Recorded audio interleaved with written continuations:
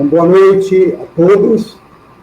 Mais uma vez, com grande alegria que aqui estamos, reunidos para mais um banquete de luz espiritual das quintas-feiras, ofertado sempre com muito carinho por um convidado nosso a cada semana.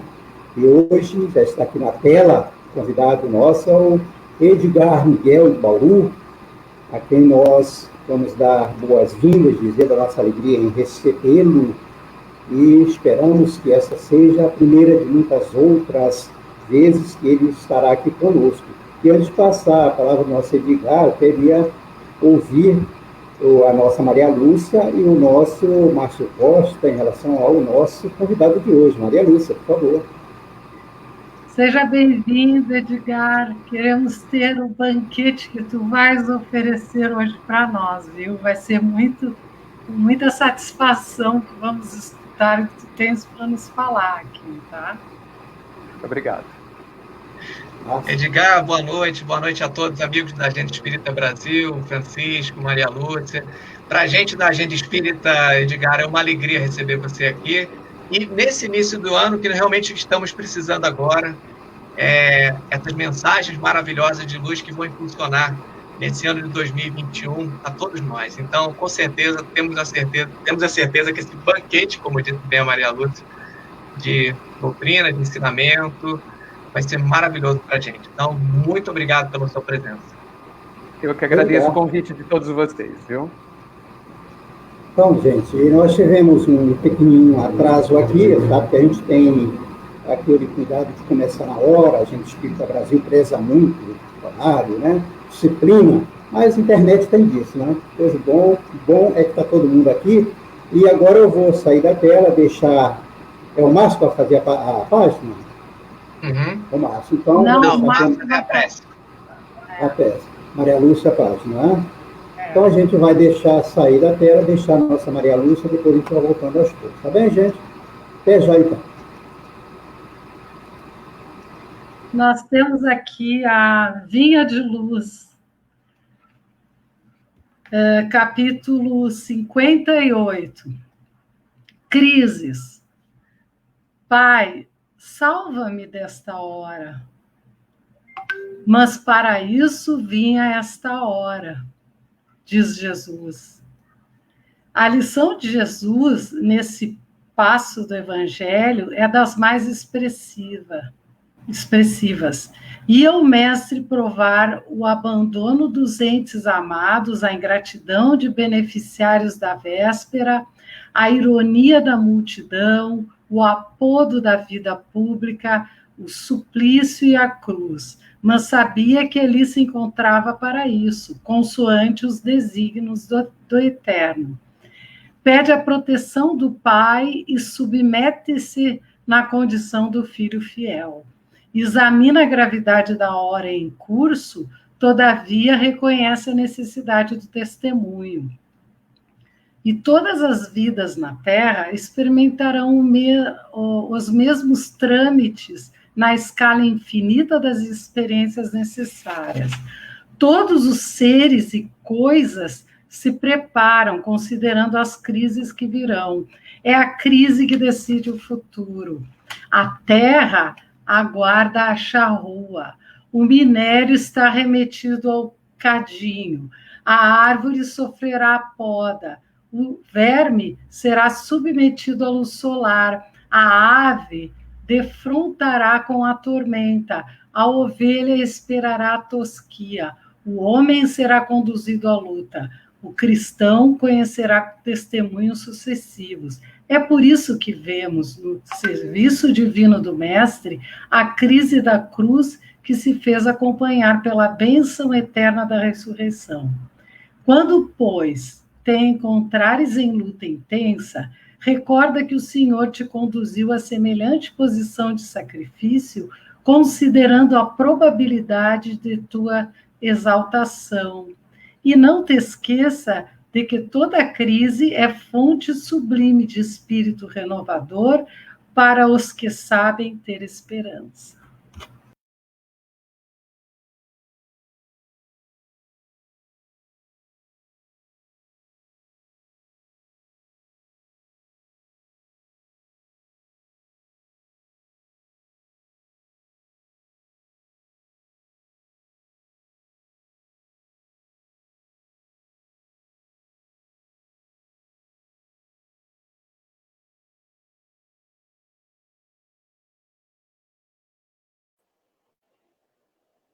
Márcio, nós estamos com o fone desligado.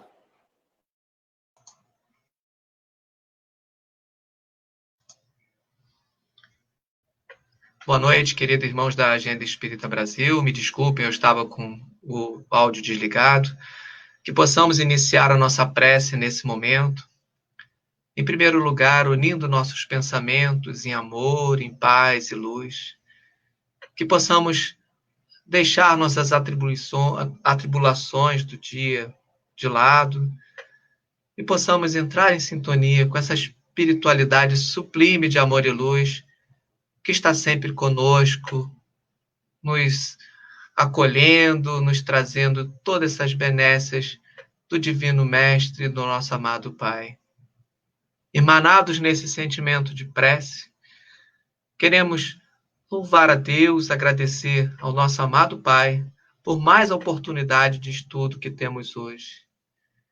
E assim como foi colocado nessa página que foi lida anteriormente, os momentos de dificuldade são aqueles momentos de que mais aprendemos.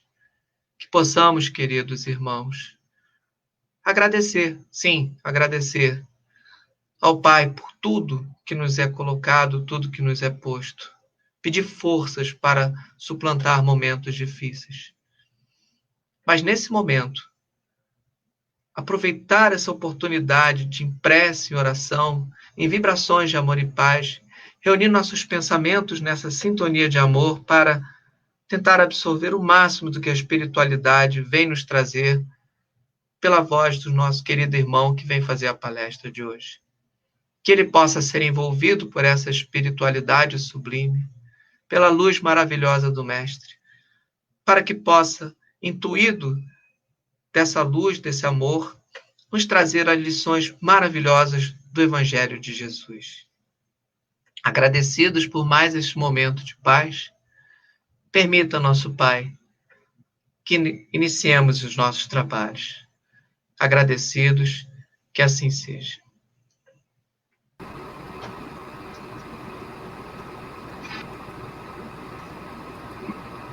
Então é hora de nós passarmos a palavra com muita alegria para o nosso convidado de hoje, o Edgar Miguel, lá de Bauru, dizendo que é uma felicidade tê-lo aqui conosco, agradecendo pela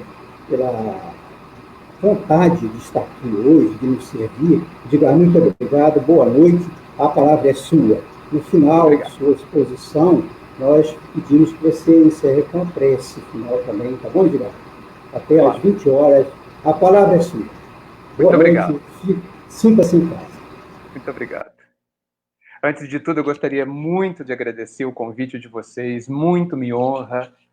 É uma oportunidade para o meu aprendizado, antes de tudo, porque é inevitável que quando a gente se aproxima do Evangelho, das luzes que o Cristo tem para todos nós, é inevitável que alguma coisa fique em nós.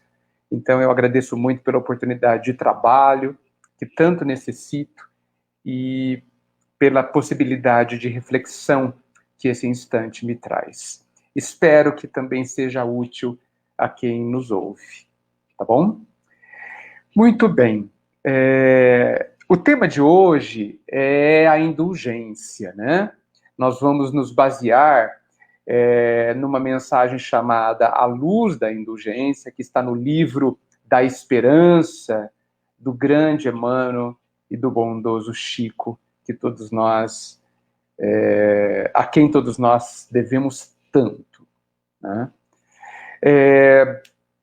Antes de iniciar, pensando alguns trechos da mensagem para que a gente possa fazer as nossas reflexões, eu gostaria de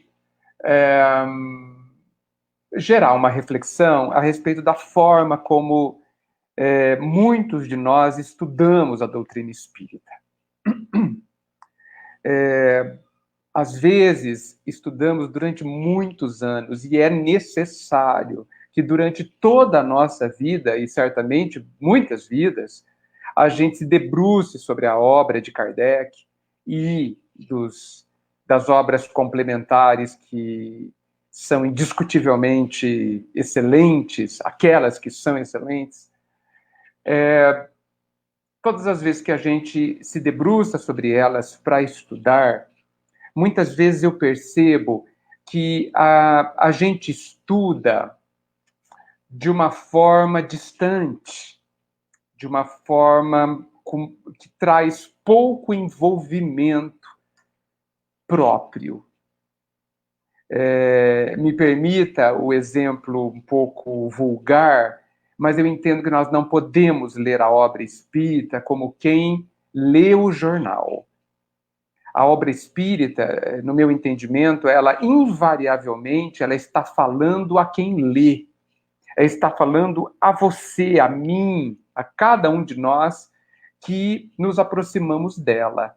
Ela é uma voz que vem da sabedoria do mundo, do universo, para nos trazer aquilo que a gente tanto pede em nossas preces. Diariamente, muitas vezes por dia, principalmente quando estamos nas situações de desafio, nós buscamos o Pai, buscamos a luz maior, em busca de respostas, em busca de sentido, de orientação, de consolo. E é sabido que não há normalmente uma resposta audível, direta, porque o Pai sempre nos ajuda através de um filho, né? O Criador ajuda através de outra criatura. Então, as obras, os livros, os vídeos, tem tanta disponibilidade que nós temos a respeito da doutrina espírita, são as respostas do Pai às nossas preces. Mas eu percebo que muitos de nós, e aí desculpe que eu estou generalizando para facilitar a minha fala, muitos de nós lemos como quem lê o jornal. E não entendemos, não percebemos, não nos sentimos tocados pela voz trovoante que muitas vezes a gente precisa perceber nas obras que a gente lê. É como se o nosso nome, o nome de cada um que está lendo, estivesse escrito ali, no Evangelho, no Livro dos Espíritos. Por exemplo, quando a gente lê no Evangelho que a gente precisa perdoar os nossos inimigos, é como se estivesse escrito assim: Edgar, você precisa perdoar os seus inimigos para ser feliz. O nome de cada um de nós está ali, escrito, nos livros que estão ali na nossa casa, nos livros que a gente utiliza. Será que a gente não percebeu que cada texto está falando com você, comigo? E que diante desse convite, desse conselho, dessa resposta, perdoa, Edgar, os seus inimigos, será que a gente não deve parar para verificar o impacto deste convite? O que significa essa resposta do Senhor a nós? Né? Então, antes de começar, e também para que a gente utilize essa reflexão para o estudo da noite, eu deixo para vocês essa reflexão que evidentemente também cabe a mim, que a gente deve ler as obras básicas e as sublimes, aquelas que são sublimes complementações, como respostas às nossas perguntas e como remédios às nossas dores, invariavelmente. Muito bem. Então, o texto de Emmanuel, né, que está lá no livro da Esperança, e que se chama, o texto é o número 27, Na Luz da Indulgência, ele está falando comigo. Eu que estou lendo, ele está falando comigo. E eu tenho que ler com profunda atenção, palavra a palavra e sem pressa, tentando entender o que essas palavras causam em mim, o impacto que elas causam em mim, porque o objetivo delas é me incomodar, é me tirar de uma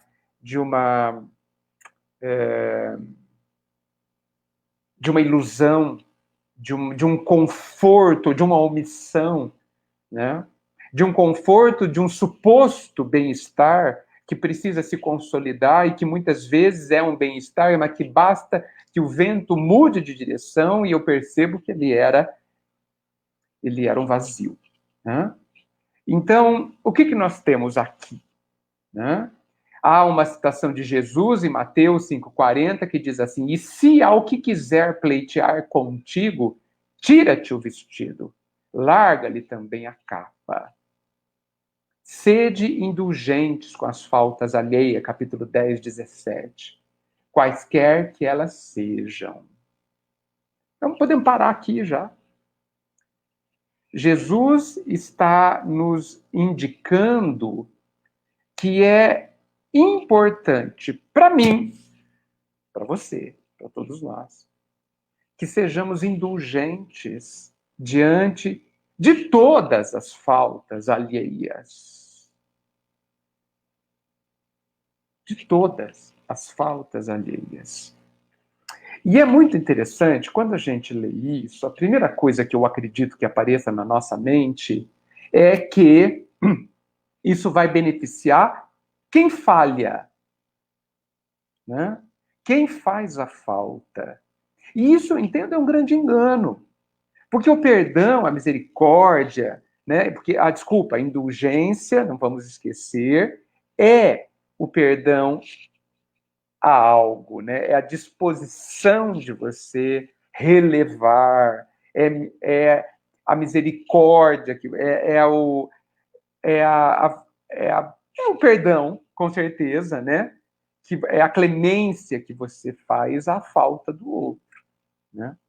Então, aparentemente, eu acho que acaba sendo um senso comum, a gente acha que quando a gente é indulgente com a falta do outro, a gente está liberando o outro de alguma questão, né? A gente está facilitando a vida do outro, a gente está aliviando o outro. E cresce dentro de nós o ímpeto da crítica, o ímpeto de eu preciso dizer a ele. E é muito interessante que a gente ouve muitas pessoas, e eu também sinto isso, evidentemente, não, eu preciso dizer para a pessoa para que ela saiba que ela errou. Isso é uma caridade para a pessoa. Será, gente? Será que a verdadeira intenção da gente é ser caridoso? Dizem que para tudo existem duas razões, né? Dois motivos. O verdadeiro e a boa razão, né? Será que quando a gente quer contar para o outro que ele errou, a gente, por caridade, esse é o motivo de falar para ele, será que essa é a boa razão ou é a verdadeira? Porque percebo em mim, muitas vezes, que eu quero declarar e comentar que o outro falhou e não é por caridade. Não é. Não é por caridade. Ainda não é.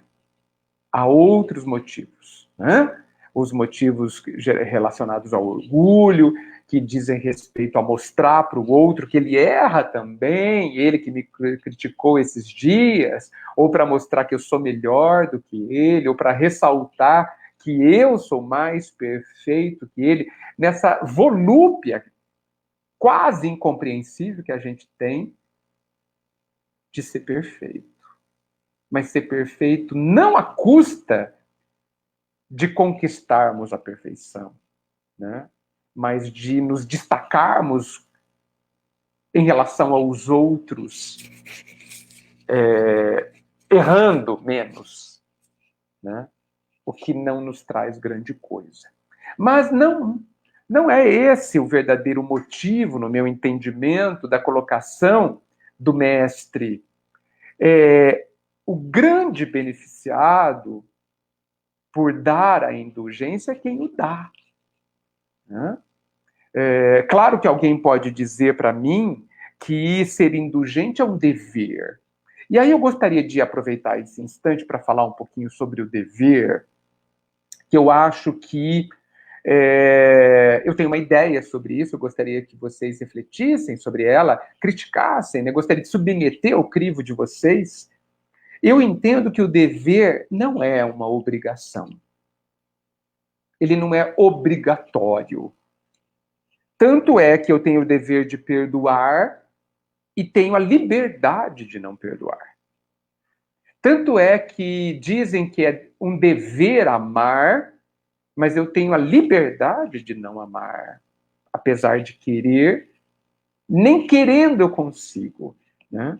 Então, a gente, eu não sei, eu acho que a gente martelaram tanto a questão do dever na nossa cabeça, que ele tornou-se para muitos de nós uma prisão. E uma prisão ruim, como toda prisão, né? O dever, ele, no nosso imaginário, na nossa forma de pensar, ou de sentir, eu diria, ele é contraposto às coisas boas, ao prazer, à alegria. A gente fala assim, primeiro o dever, depois a alegria. E não pode haver alegria no dever?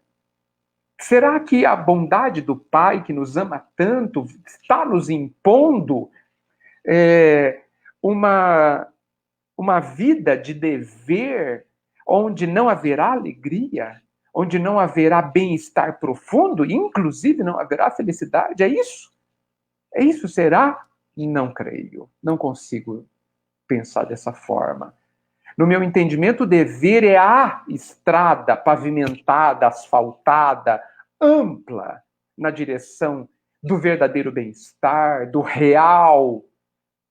da real felicidade, da real alegria. Isso que me parece ser o dever. Muitos pensam, e nos parece de fato, por conta dos nossos vícios comportamentais e sentimentais, de que o dever, ele é triste, ele é uma opção pesada, né? E eu não posso dizer que ele não seja uma opção trabalhosa, mas ele é uma opção trabalhosa porque nós não estamos acostumados a ele, só por isso. Só por isso. Não que ele seja necessariamente pesado, porque quando nós descobrirmos a vantagem do caminho do dever, nós vamos querê-lo, porque ele é muito mais vantajoso. Parece que o caminho do dever é o caminho pesado, é o caminho terrível, é o caminho só para os religiosos, é os caminhos... Não, gente. O caminho do dever é o caminho mais fácil, porque ele é de linha reta em direção à felicidade. Por que a gente acha que Jesus nos colocou que ele é o caminho? Por quê? Porque ele é o caminho mais difícil? Não creio. Não creio, não consigo imaginar porque Jesus, que nos ama tanto, nos daria o caminho mais difícil. Porque me parece que o caminho mais difícil é o caminho da dor, é o caminho do desespero, é o caminho da angústia, é o caminho do desconsolo. Não é esse o caminho mais difícil? O caminho do medo, o caminho solitário. Esse é o caminho mais difícil que eu gostaria de não trilhar, e eu acho que a maioria dos que me ouvem também não gostaria. Quem de nós não pedimos as nossas preces consolo, amparo? Muito bem.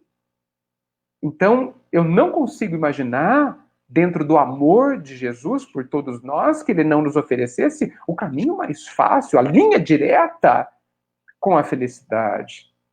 Então, eu entendo que o caminho do dever, o caminho que ele coloca, é o caminho reto, é o caminho mais fácil, é o caminho pavimentado, que dá resultados imediatos. E então nós precisamos, no meu entendimento, e aí eu convido vocês a isso, nós precisamos tirar a conotação pesada do dever, para que ele nos seja, para que tenhamos menos resistência a ele. Porque quando fala de dever, a gente já levanta, pô, mas dever é muito difícil, não sei nem qual é, mas é muito difícil. Eu vou ter que cumprir o dever para ser feliz? Nossa, isso é muito difícil. Jesus Deus é muito cruel, Deus está me obrigando. É assim que a gente fala, ou pelo menos a gente pensa. Dentro do caminho do dever, e aí eu vou mudar porque eu sei que a palavra dever levanta um sentimento pesado, dentro do caminho mais fácil, na direção da felicidade, está um dos itens, a indulgência, que é o perdão, a falta do outro. Que traz como benefício o alívio a nós. Traz para quem o dá uma leveza. Uma leveza necessária à felicidade. Uma abertura dentro de nós, uma não retenção de lixo energético, de lixo mental, que nos permite, que nos abre espaço a recebermos o consolo, o bem, a intuição positiva, que nós tanto necessitamos para viver melhor. Então, de cara, só pensando nas primeiras palavras, nem chegamos em Emmanuel ainda, nós já podemos fazer todas essas considerações. Mas iniciemos. Emmanuel diz assim: anseias pela vitória do bem, contudo, acende a luz da indulgência para fazê-lo com segurança. Então, vamos entender o que é esse anseio pela vitória do bem? Eu acho que dentro do nosso nível de egoísmo natural, nós queremos inicialmente o nosso bem. É válido, é justo. É justo que a gente queira o nosso bem, porque isso também representa o amor a si mesmo, né? Representa o respeito que nós devemos ter, o cuidado que nós devemos ter a nós mesmos. Mas eu acho que nós precisamos de um egoísmo um pouco mais inteligente, porque até agora estamos utilizando um egoísmo muito ignorante, que ao executá-lo, ao vivê-lo, traz mais malefícios do que benefícios a nós mesmos. Jesus veio nos dizer que existe um egoísmo inteligente, que é aquele egoísmo que traz bem a mim e ao outro, e que não traz malefícios. Olha só a vantagem de vivermos um egoísmo inteligente, né? Então, quando a gente pensa, conforme Emmanuel diz, que nós ansiamos pelo bem, pela vitória do bem, é evidente que é verdadeiro, Emmanuelmente, nós queremos o bem. Aliás, inicialmente, o nosso bem. É justo. É justo que a gente queira o nosso bem. Não é justo que a gente, para ter o nosso bem, é preciso que alguém, que o outro, não esteja bem. Aí nós temos um problema, porque não haverá bem íntimo em nós estando o outro não bem, o outro não estando bem. Então essa vitória do bem que a gente anseia é muito justa, ela é a busca da nossa paz íntima, da felicidade que a gente tanto deseja, e ela é fundamental. Mas Emmanuel está colocando, calcado no Cristo evidente, de que essa vitória do bem necessariamente passará pela indulgência, tendo como sinônimo aí o perdão. Aliás, há uma poesia, não sei se é da Maria Dolores, que ela fala que o perdão é a ferramenta essencial para a nossa caminhada. Que impossível alcançarmos o bem nosso sem o perdão. E que a gente precisa perdoar tudo. E a gente precisa ser indulgente com todos. Indiscutivelmente com todos. Insisto, não que o nosso perdão seja uma concordância com o erro do outro, com a falha do outro. Ele nunca é. O perdão é uma compreensão da dificuldade do outro. A indulgência é uma compreensão do quanto é difícil dar um passo na direção do acerto, na direção do bem feito. Por todas as pessoas, inclusive por mim. Então, o perdão é a compreensão de que se o outro errou, significa que ele não conseguiu acertar. Significa que muitas vezes ele nem percebeu que errou. Significa que muitas vezes ele nem sabe que ele precisa fazer diferente para colher um bem para si mesmo. E que a nossa crítica, o nosso não perdão ao outro, em nada vai ajudá-lo.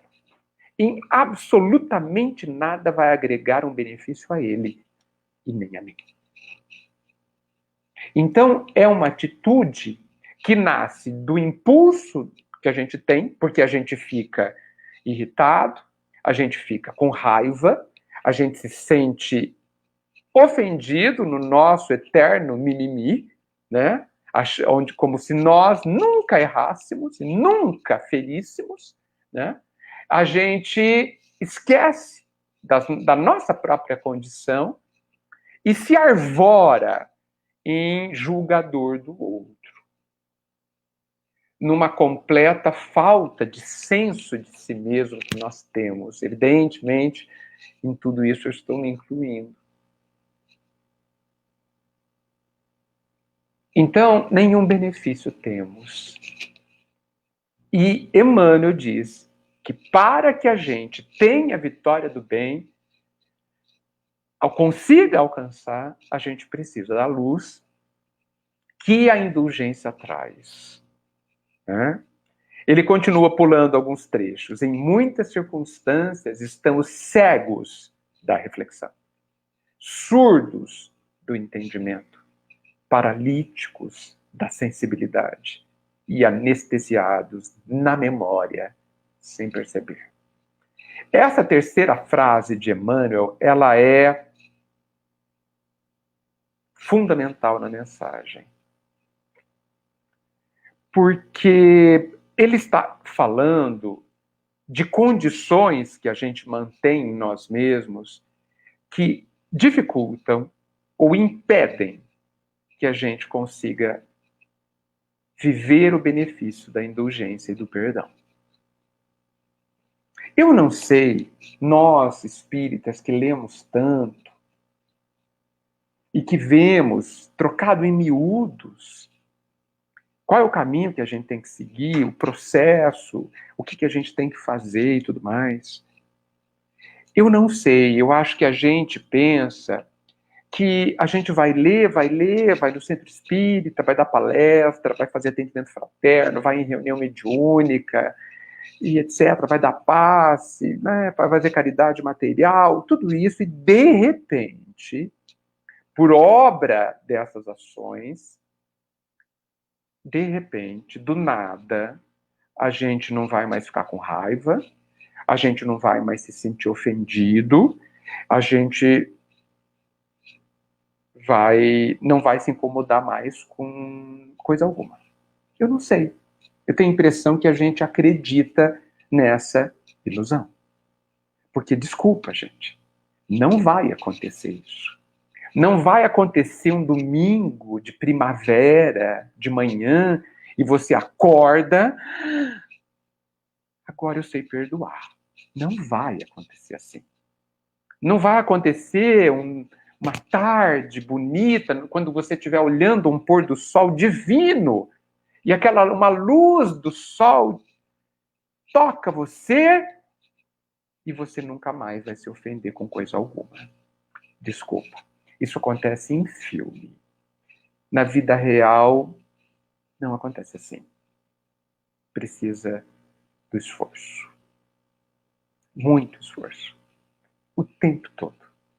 Não é muito esforço num momento só. É um pouquinho de esforço o tempo todo. É um pouquinho de atenção, é um pouquinho de vontade, como diz a questão 909 do Livro dos Espíritos. Um pouquinho de vontade já resolveria metade da nossa vida. Mas não temos vontade. Vivemos ainda imaturos, e desculpem de novo a generalização, a ideia de que porque eu oro bastante, Deus vai me dar paciência. Não vai. Que porque eu peço, porque eu faço muita caridade, eu vou conseguir não ter mais medo da morte, do desencarne, eu não vou ter mais raiva do fulano, da fulana. Desculpa, gente. Até onde eu entendi o que eu estudei, não é assim que acontece. É preciso esforço, atenção, é preciso se aprofundar em si mesmo, descobrir o que pega, por que eu me incomodo tanto, por que eu me melindro tanto. Como eu disse lá, eu preciso me estudar frente às obras básicas, para me entender e para saber aonde é que eu vou aplicar o meu esforço. Durante quanto tempo? Aliás, quanto tempo eu já sei, tá? É até o esforço dar resultado, tá? Até a gente conseguir. Okay? Mas saber onde aplicar o esforço, de que tipo de esforço eu preciso, com que intensidade. Ou seja, eu preciso conhecer o que eu preciso fazer em mim para que eu consiga o que eu quero. Ou não queremos sermos felizes. A gente precisa decidir. Nós queremos ser felizes ou não? Porque o Cristo já declarou como a coisa funciona. Ele já definiu a lei de como é que a gente conquista qualquer coisa. Ele disse assim: cada um terá segundo as próprias obras. Isso é uma lei. Essa declaração portentosa, ela define o processo de evolução. Como é que eu evoluo? Como é que a vida funciona? Cada um vai receber o que plantou. Ponto. Simples assim. Você está plantando alguma coisa? Não. Não tem o que colher. Desculpa. Como diz André Luiz, ninguém engana a lei jamais. Então, quando Emmanuel diz aqui que estamos cegos da reflexão, ele está dizendo que quando está tudo bem, antes da gente precisar usar a indulgência, antes das pessoas fazerem os seus erros na nossa frente, ou conosco, ou para nós, antes das pessoas falharem, eu preciso me preparar. Porque, olha, eu já descobri com o texto ali do Emmanuel que o perdão e a indulgência vão me ajudar a ser feliz. Eu quero ser feliz. Sim, eu tenho esse caminho. Não há outro. Porque Jesus não disse que ele é um caminho. Ele disse que ele é o caminho. Então parece que está claro. É claro que nós podemos trilhar qualquer caminho que a gente queira, porque a gente é livre. Só não podemos reclamar depois o que a gente consegue. Qual é o resultado, aonde a gente vai chegar com os outros caminhos que a gente já experimentou. E às vezes continua experimentando. Nós estamos cegos da reflexão, significando que nós não estamos refletindo. Emmanuel diz que nós somos surdos do entendimento. Ou seja, a gente não se preparou para entender. Não se esforçou para entender. Não se esforçou na hora do estudo, ali no conforto do banco do centro, muitas vezes com ar-condicionado, entre amigos, no silêncio da leitura. A gente não se colocou no texto, não fez esse esforço mínimo, de pensar, meu Deus, não sei se eu quero perdoar os meus inimigos. Meu Deus, nessa hora, quando acontece alguma coisa, a vontade que eu tenho é bater nos meus inimigos. O que eu faço, meu Deus? Porque surge esse sentimento, até hoje incontrolável, impulsivo dentro de mim, e eu não consigo compreender, eu não consigo entender o meu inimigo, aquele que me perturba. Houve essa reflexão? Se não houve, nós não vamos compreender. Emmanuel continua, nós somos paralíticos da sensibilidade. Como Emmanuel foi duro, necessariamente duro. Paralítico é aquele que não consegue se mexer. Paralítico da sensibilidade. Talvez, eu penso, que essa é uma das coisas mais tristes que pode acontecer com alguém. O paralítico da sensibilidade é aquele que tem o coração frio. É aquele que não tem compaixão diante da dor de alguém. Não é sensível. Tem uma outra mensagem de Emmanuel que ele diz assim, não me deixe, que o prazer do conforto não me vença. Livra-me de cair no pó da indiferença. É uma prece ao Pai. Livra-nos de cair no pó da indiferença. Porque o coração, gente, ele precisa também de exercício. Ele também precisa de movimento. Se a gente fizer uma analogia com o órgão físico do coração, não sei se vocês percebem, ele jamais descansa. Ele jamais para. Pelo nosso próprio bem, inclusive. Querendo nos dizer que a sede do sentimento, que evidentemente não é no órgão físico, jamais pode estar parado. Sempre precisa estar em movimento. Na direção do equilíbrio, evidentemente, dos nossos sentimentos, na direção do outro, na direção de nós mesmos. Então, nós não podemos deixar que a vida nos encontre paralíticos da sensibilidade.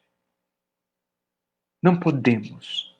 Nem cegos da reflexão e nem surdos do entendimento. Porque se nós tivermos desta forma, não acho possível que a gente consiga ser indulgente. Não acho possível que a gente consiga perdoar. Nós precisamos nos preparar, gente, para os momentos onde somos testados. E eu estou falando das provas. E eu acho que nós, espíritas, por vermos nos livros, por exemplo, de André Luiz, ou do próprio Emmanuel, nos seus romances, provas espetaculares, grandiosas, a prova de uma Célia, há 50 anos, de uma Living, há 2000 anos, de uma Alcione, meu Deus, numa renúncia, a gente pensa que são essas as provas que acontecem para a maioria das pessoas. Não.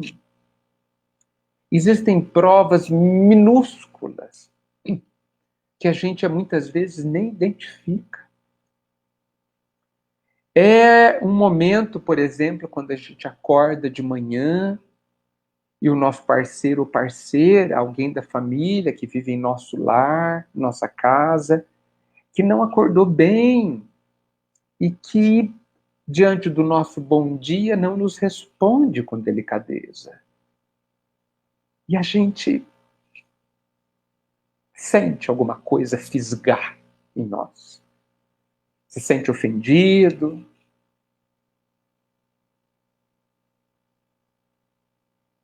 Deseja fazer uma crítica. Já cai reclamar. Já sobe um impulso de revide. Isso é uma prova, gente. Isso é uma prova. E sabe por que a gente tem essas provas minúsculas e pequeníssimas? Porque a gente precisa resolver as pequenas primeiro. Senão, as grandes, a gente não consegue fazer a primeiro centímetro. Estamos atentos às minúsculas provas pulverizadas ao longo do nosso dia. Senão, o que fizemos? Ou hoje ninguém passou por nenhuma prova? Não acredito. Não acredito. Que não tenhamos sido contrariados em nenhum instante. Que algo não tenha saído diferente dos nossos planos em nenhum instante hoje. Que a gente não percebeu que a gente não conseguiu isso ou aquilo, que tal pessoa não entregou, não fez, não falou. Tudo isso são provas, gente. Provas significam momentos de avaliação. É isso. Momentos de avaliação, não para que Deus saiba o ponto que a gente está, porque, pelo amor de Deus, Ele sabe muito bem, sem prova nenhuma. Ele que é todo sapiência. Mas é para que nós saibamos o ponto que a gente está. Eu preciso saber que eu não sou capaz ainda de não me incomodar com um bom dia mal dado. Eu que preciso saber que eu não suporto no almoço uma comida mal feita aos meus olhos. Uma comida salgada além da conta e já reclamo. Sou eu que preciso saber que eu ainda não trabalhei em mim suficientemente para ser indulgente com essa microfalha de alguém. Com essa minúscula falta que alguém cometeu, muitas vezes sem a menor das intenções de me ferir. Isso é uma prova, gente, que a gente precisa estar atento. Eu preciso refletir sobre isso. Eu preciso ser sensível a isso. Eu preciso estar aberto ao entendimento de como funciona a dinâmica em mim para entender a dinâmica do outro. E aí, ter imensa facilidade em ser indulgente. Esse é o ponto, para mim, central da mensagem, logo na terceira linha, terceiro parágrafo, que eu considero extremamente importante. Emmanuel, já caminhamos para o término. Deixa eu ver o horário, sim. Cita algumas questões, vou citar só uma. Ele fala assim: o irmão da luta de ontem mostra-se hoje em plena abastança material, delirando na ambição desenfreada. Certo, aspiras a vê-lo recambiado ao próprio equilíbrio, a fim de que o dinheiro lhe sirva de instrumento à felicidade. Parênteses, é para isso que serve o dinheiro, para ele nos levar à felicidade verdadeira. Fecha parênteses. No entanto, para isso, não comeces por censurar-lhe o procedimento. E aí ele reforça. Usa a indulgência e renova-lhe o modo de pensar e de ser. Emmanuel dá mais 3 ou 4 exemplos como esse, dizendo que a crítica, o julgamento, não faz nenhum bem. Mas o que não quer dizer que nós não devamos fazer nada. Pelo contrário. Que a partir do perdão, a partir da indulgência, da clemência, da misericórdia, a falta do outro, nós podemos ter condições. Eu posso criar em mim condições de ajudá-lo. Fora da caridade não há salvação, não é, gente? Como que eu vou ajudar alguém se eu não o perdoo? Ou ainda a gente pensa que ajudar alguém é criticar, é expô-lo, é apontar a crítica, o erro. Ainda pensamos isso? Ah, mas eu preciso dizer que ele errou. Depende. Depende da sua intenção. E depende da forma também. Dizem que a gente pode falar tudo para qualquer pessoa, mas depende da hora, da forma e da sua intenção. Portanto, da sua energia, né? Do sentimento que está dentro de você.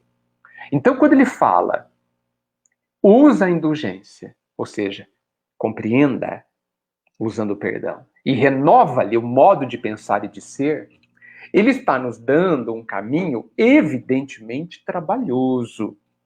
Porque, puxa, como que eu vou renovar a forma do outro pensar e de ser? Eu posso começar tendo uma conversa com ele, sem jamais criticá-lo, falando, olha, eu sei que você quer felicidade, mas talvez seja melhor dessa forma, tal. Muito possivelmente você não será ouvido, né? Geralmente os conselhos bons não são ouvidos por ninguém. E mesmo que o conselho seja ouvido e concordado, a pessoa terá extrema dificuldade de segui-lo, exatamente como nós, tá certo? Veja que basta a gente se conhecer que a gente sabe como o outro funciona. E aí, a pessoa quer agir de uma forma melhor, mas não consegue. Vamos ajudá-lo? Vamos apoiá-lo? E como a gente pode fazer isso? O Cristo, evidentemente, também já respondeu essa questão. Talvez ele tenha respondido sem palavras, mas certamente ele respondeu com gestos. Jesus deixou claro que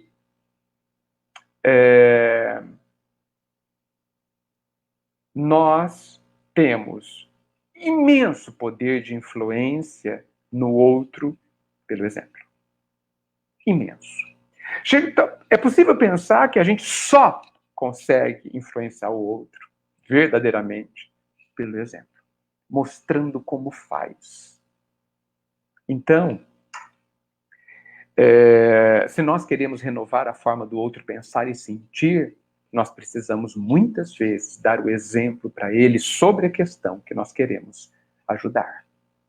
Então, olha só como o processo comentado por Emmanuel, evidentemente, explorado fortemente pelo Cristo, ele nos traz benefícios. Para eu ajudar alguém, antes, eu preciso me ajudar. E a gente vê isso muito com os pais e filhos, né? A gente pensa que, talvez ilusoriamente ainda, que eu só preciso falar para o meu filho o que ele tem que fazer. Não, gente. Eu preciso fazer junto com ele. Porque os meus filhos, os nossos filhos, as crianças, elas reparam e entendem imensamente mais o que elas enxergam através dos nossos exemplos do que o que elas ouvem.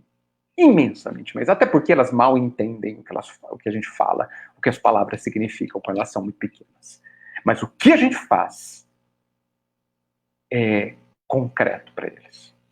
Então, a forma como a gente age os influencia imensamente. Então, gente, para encerrar, só para fechar realmente, eu recomendo uma leitura microscópica, a palavra de todo o texto magnífico do Emmanuel, mas peço para que vocês leem um pouquinho usando essa ótica de algumas coisas que eu coloquei. O dever não é uma obrigação, mas é o caminho mais fácil para a felicidade, para a minha felicidade. E vai gerar felicidade para os outros, ou seja, está completamente dentro da regra, da lei do bem e da lei do Cristo, porque eu vou plantar o bem e vou colher o meu bem. A indulgência, o perdão me beneficia muito mais do que a qualquer pessoa que o receba. Nós não estamos fazendo caridade apontando críticas, mesmo que sejam críticas ditas com bastante gentileza, mas com o coração ainda cheio de peso, né? E quando a gente só age da boca para fora, com gentileza, mas com o coração, na verdade, querendo diminuir o outro, a gente continua fazendo como os fariseus, né? Bonitos por fora, mas ainda falsos por dentro. Eu espero que nós já estejamos naquele ponto onde a gente já tenha descoberto de que a maior das ilusões é a ilusão que a gente faz a nós mesmos, porque a vida nós jamais enganamos. Finalizo dizendo que existe dentro de todos nós, de todos vocês, uma imensa grandeza, uma imensa capacidade de conseguir cumprir o dever, ou seja, de trilhar o caminho do Cristo, o caminho que leva à felicidade. Que nós somos infinitamente amados pelo Pai e que nós temos o tempo. Somos imortais, somos filhos de Deus e somos capazes. E essas 3 condições são absolutamente suficientes para que a gente conquiste a nossa felicidade. Só é preciso a vontade. Segundo a questão 909 do Livro dos Espíritos, que eu aconselho que todos estudem fortemente, para terem mais força e mais vontade para irmos em frente no nosso caminho, na direção da luz. Era isso que eu tinha pensado em dizer para vocês. Eu agradeço demais, demais, demais. E para agradecer mesmo, vamos orar juntos. Que todos nós nos interiorizemos. Vamos nos lembrar que nós estamos diante de Jesus, o nosso mestre, o nosso irmão incansável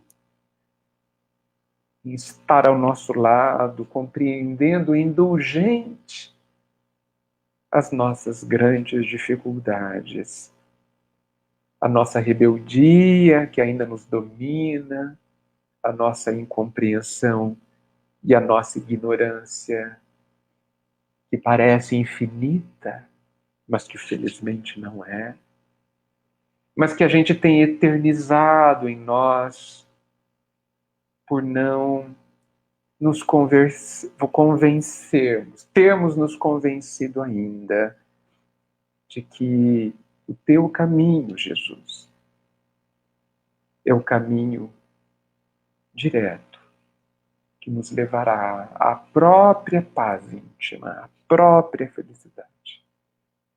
Obrigado, Mestre, por nunca nos deixar. Obrigado por manter a luz acesa no meio da nossa escuridão, por ser a referência na noite escura da nossa ignorância e da nossa rebeldia, e por permitir que essa luz aos poucos nos toque, aos poucos penetre na nossa intimidade e nos convença, enfim, de que segui-lo é o nosso destino e há de ser amanhã, um dia, a nossa maior alegria.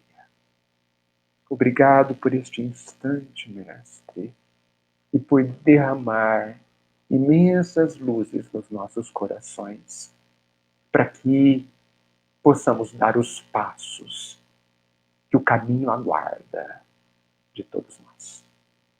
Que assim seja.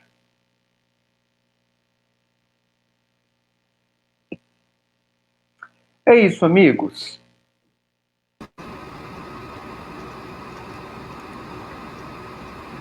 Edgar, mais uma vez queremos te agradecer, dizer da nossa alegria em recebê-lo e passar a palavra para os nossos amigos para que eles possam saudá-lo também. Por favor, Maria Lúcia.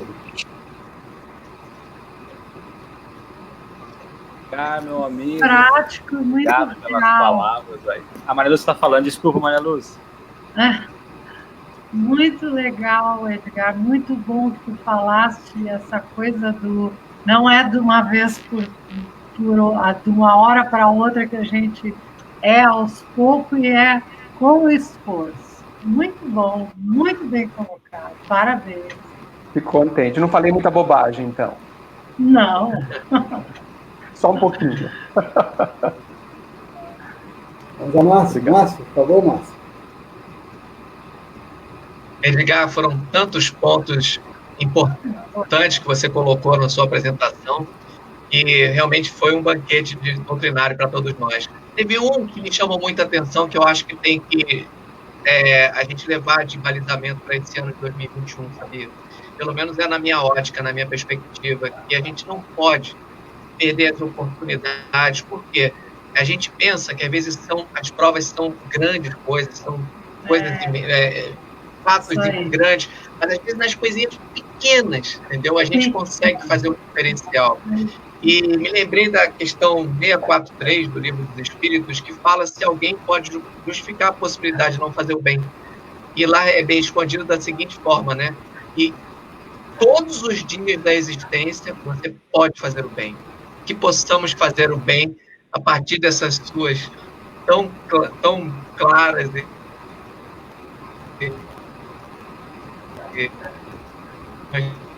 Obrigado, Márcio.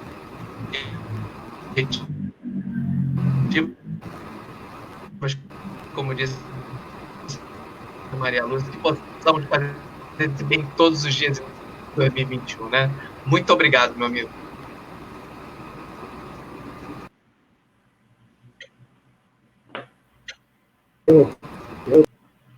Francisco voltou.